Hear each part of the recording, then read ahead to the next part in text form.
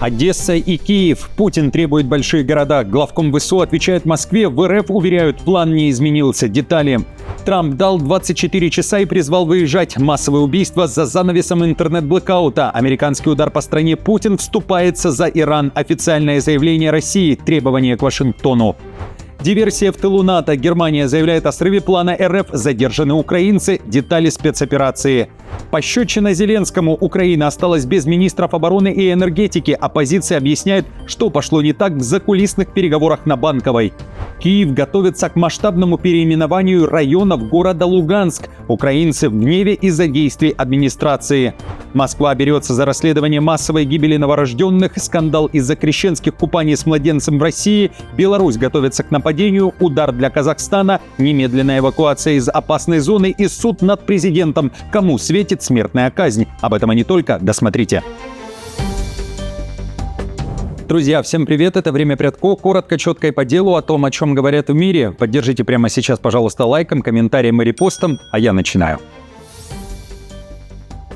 Беларусь готовится к нападению. После заявления Лукашенко об окружении республики военными подразделениями со всех сторон, армия приведена в режим усиленной координации. В Минске заявляют, объявлена трехдневная масштабная штабная тренировка вооруженных сил. Отрабатывается, как заявили в военном ведомстве, в Беларуси реакция на реальную угрозу военной безопасности страны. Военные моделируют сценарий обострения, при котором в действие могут быть приведены группировки войск, силовые структуры и военизированные организации, говорится в официальных сообщениях. При этом, кого рассматривают потенциальным противником, в Минобороны не говорят. Цель – выработать оптимальный порядок применения группировок войск, сил, других войск, воинских формирований и военизированных организаций при одном из возможных вариантов обострения обстановки, непосредственно связанного с угрозой военной безопасности Беларуси. Диверсия в тылу НАТО. Германия заявляет о диверсионной операции России на территории страны. И все руками украинцев. Федеральная прокуратура ФРГ обвинила 2 граждан в работе на российскую разведку. По версии следствия, они отправляли из Кёльна посылки с GPS-трекерами, чтобы разведать маршруты доставки. Цель – дальнейшая подготовка поджогов и взрывов. Обвинения серьезные: агентурная деятельность, саботаж, сговор для совершения тяжкого поджога. Третий подозреваемый уже экстрадирован из Швейцарии и также находится под арестом. Такие посылки должны были воспламеняться либо на территории Германии, либо в пути в неоккупированной Россией часть Украины и причинять максимально возможный ущерб, чтобы подорвать чувство безопасности населения, сообщила прокуратура в Карлсруэ. Обвиняемые украинцы дали согласие также заниматься отправкой этих зажигательных посылок. Напомню, в ответ на европейские аресты подозреваемых в саботаже МИД РФ отвечает заявлениями о грубых провокациях, называет подобные обвинения Москвы антироссийской истерией и русофобией.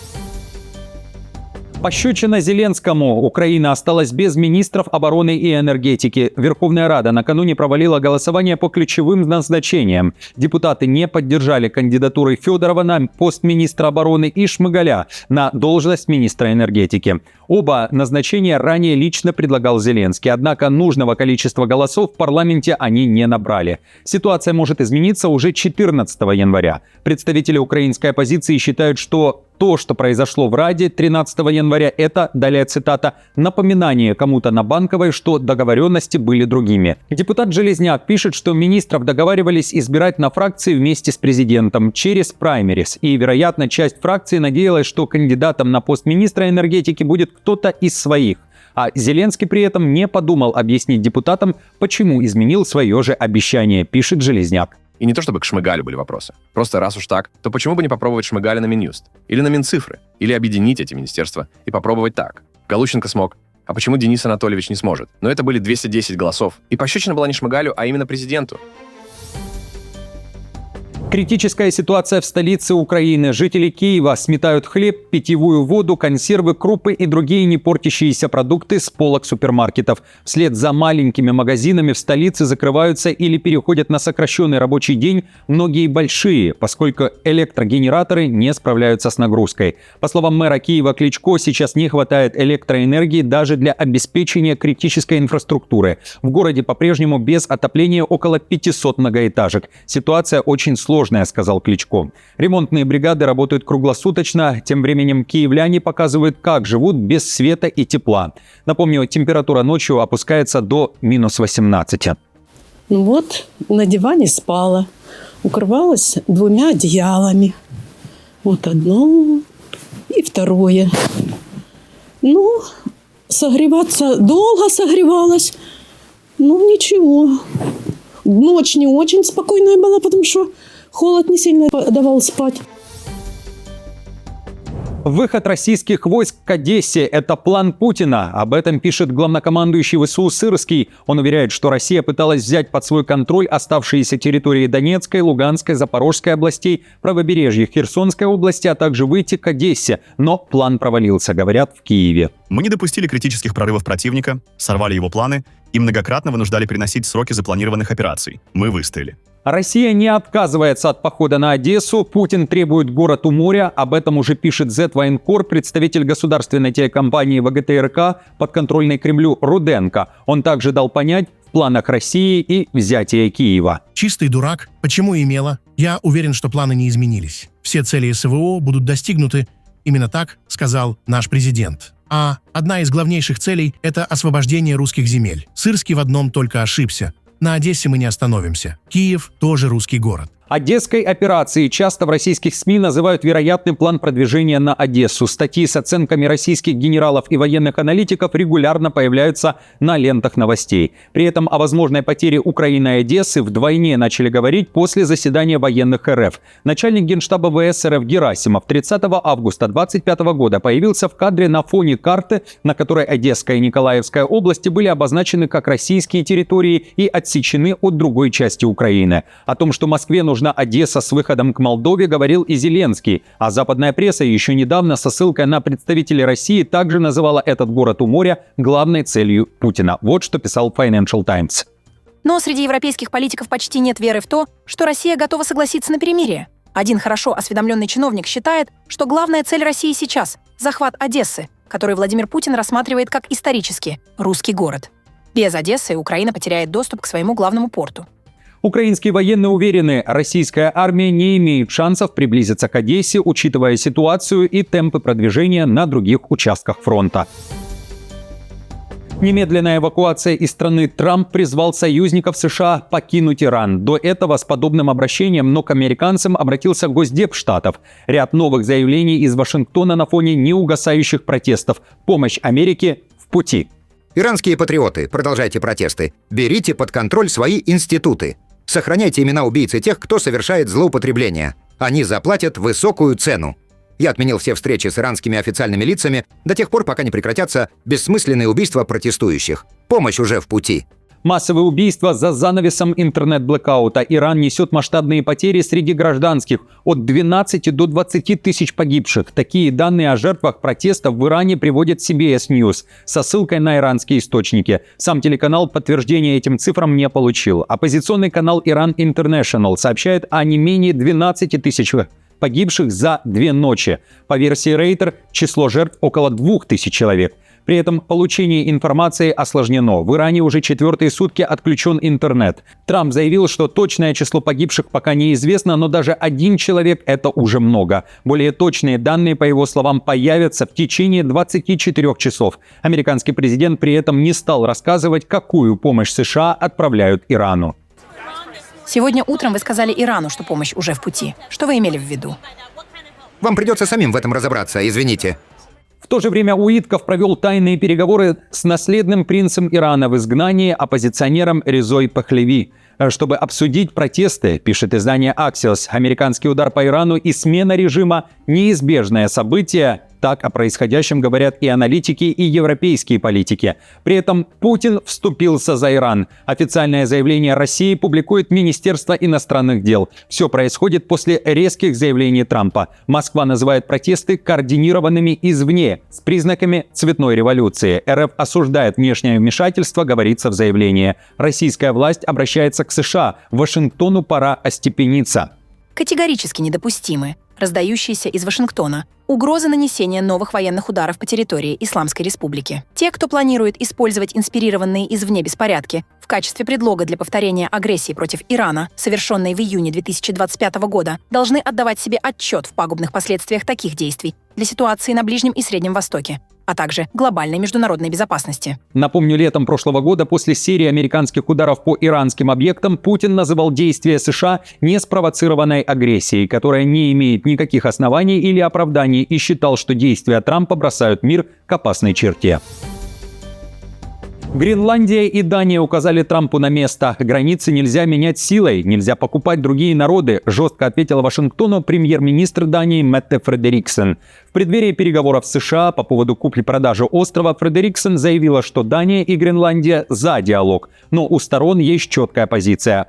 Остров не продается. Гренландия не хочет принадлежать США. Это уже слова премьера Гренландии Йенса Фредерика Нильсена. Если уж выбирать, сказал он, то уж точно не Трампа.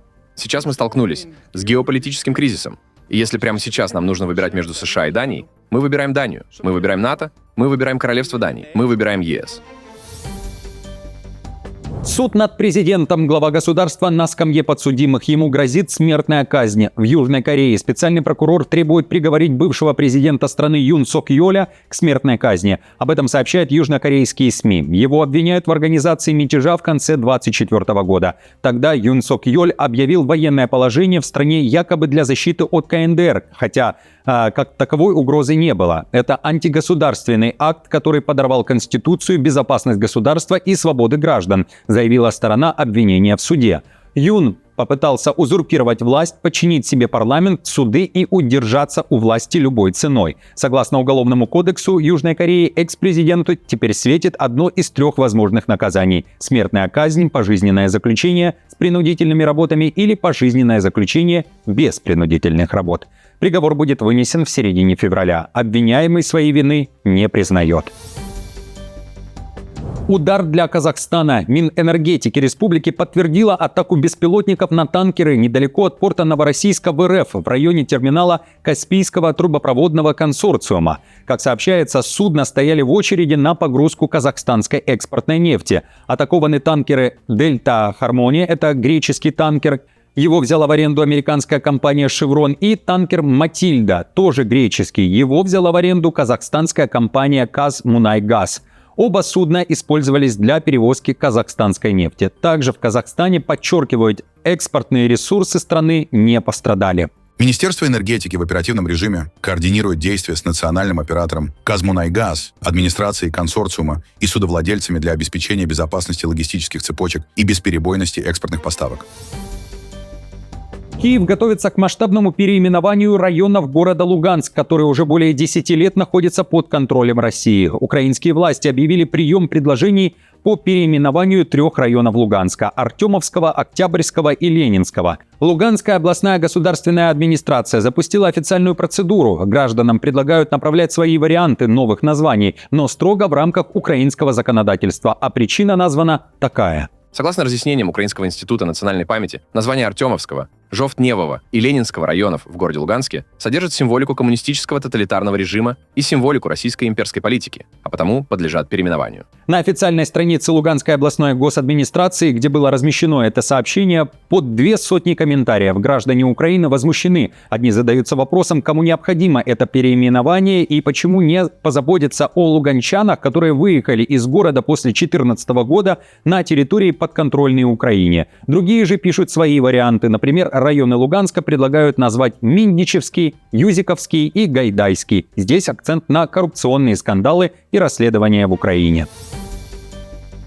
Уголовное дело о гибели 9 младенцев в роддоме номер 1 Новокузнецка срочно передали в Москву. Теперь им занимаются в Главном управлении следкома и по 2 статьям Уголовного кодекса: причинение смерти по неосторожности и халатность. Новорожденные умерли по разным причинам, а не от одной инфекции, подхваченной в роддоме. Об этом пишут российские СМИ, ссылаясь на достоверный источник в правоохранительных органах. Официальная же причина – тяжелая внутриутробная инфекция. Как сообщил собеседник РТ, все умершие младенцы родились раньше срока. Им было от 3 до 19 дней. В документах указаны разные диагнозы и причины смерти детей. Перинатальный центр Новокузнецка, куда везут роженец со всей Кемеровской области, на днях внезапно закрылся, якобы на карантин из-за вспышки ОРВИ. Реальной причиной закрытия роддома стал высокий уровень смертности новорожденных. В новогодние праздники там скончались 9 младенцев, заявили в Минздраве региона. В пабликах появились снимки и видео. Утверждается, что из реанимации роддома. На фото устаревшее оборудование, хотя медучреждению выделили деньги на новое. Как рассказали телеграм-каналу ШОТ роженицы, в роддоме был серьезный дефицит сотрудников, в том числе медсестер. Сейчас в роддоме работают следователи, прокуратура и Роспотребнадзор.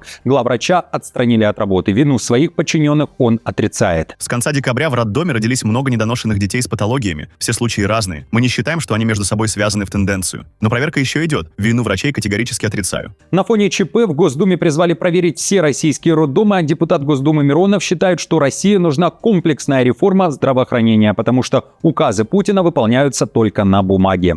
Причина все та же – низкие зарплаты и высокая нагрузка, в том числе административная. Майские указы президента о повышении зарплат в основном выполняются лишь на бумаге. Напомню, зарплата врача должна быть в 2 раза выше средней по региону, а у среднего звена в 1,5 раза выше. Скандал из-за крещенских купаний с младенцем докатился до Русской Православной Церкви. Ранее в интернет попало видео, как житель Сургута в 30-градусный мороз окунает своего годовалого сына в ледяную прорубь. Мужчина повторяет процедуру 3 раза, а затем выносит ребенка на берег, после чего мальчик начинает плакать. Под видео появились много комментариев за и против моржевания младенца. В церкви заявили, что нырять в прорубь не обязательно, это просто обычай, а купальщикам нужно трезво оценивать риски и консультироваться с врачами перед тем, как прыгнуть в воду. Церковь не является родителем всех детей, и на нее не нужно перекладывать ответственность. Совет очень простой. Каждый родитель несет ответственность за своих детей. Нужно трезво определять, что им полезно с медицинской точки зрения. Друзья, на этом все. Спасибо вам большое за просмотр. Хорошего дня. Не забудьте поддержать мою работу лайком, подпиской и комментарием. До встречи уже завтра.